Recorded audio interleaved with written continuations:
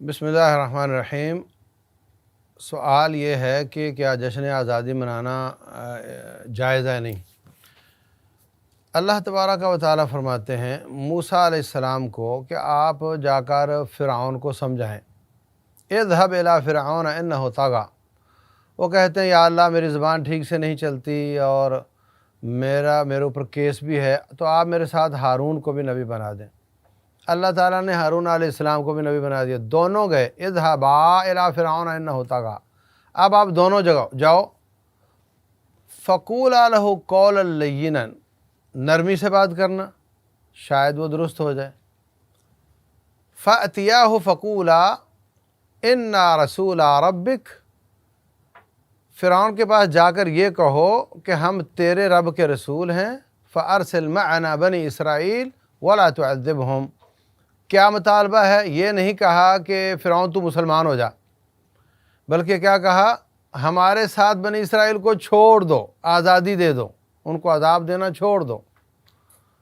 तो साबित हुआ कि कौमों की आज़ादी मकसद नबूवत होता है, ये कोई गैर शरई मकसद नहीं है। तो मूसा अलैहिस्सलाम अपनी कौम की आज़ादी का मकसद लेकर आए हैं और अल्लाह ताला के फरमाने से ऐसा हुआ है।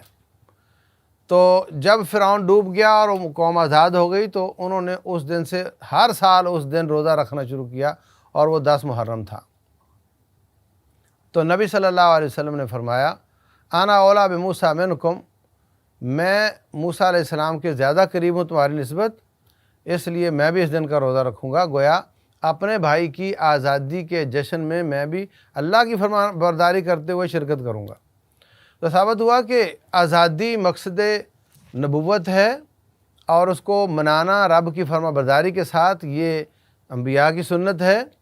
लेकिन ये जो तरीक़ा हमारे यहाँ चलता है कि अल्लाह महफूज रखे, शराब व कबाब की मजलिसें, मोटरसाइकिल कारों के सलेंसर उतार कर गाने गाना और नाच करना, ये और झंडे लगाकर उसको पाँव के नीचे रौंदना, इसका कोई सबूत, कोई जवाज़ नहीं बनता।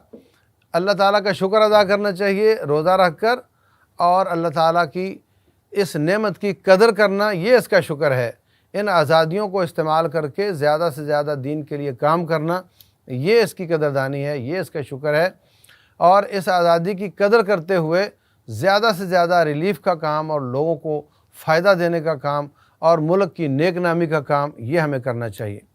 दूसरी बात यह कि 14 अगस्त को जलसा करना या कोई प्रोग्राम करके उजागर करना कि कैसे हमारे बुज़ुर्गों ने कुर्बानियाँ दी, इसके लिए कोई शरई दलील नहीं चाहिए, बल्कि ये एक शरीयत से हटकर भी एक कौमी फरीज़ा टाइप चीज़ है। देखो, जो लोग इस दिन को किसी न किसी हिसाब से सेलिब्रेट नहीं करते, वो उन लोगों में शुमार होते हैं जो पाकिस्तान को पसंद नहीं करते, जो पाकिस्तान के एंटी समझे जाते हैं। और जो किसी न किसी तरीके से इसमें शिरकत कर लेता है, उसको कौम मुल्क का वफ़ादार समझा जाता है। हर किस्म के इदारे उसके बारे में ये रिपोर्ट समझते हैं और फिर बहाना बना होता है।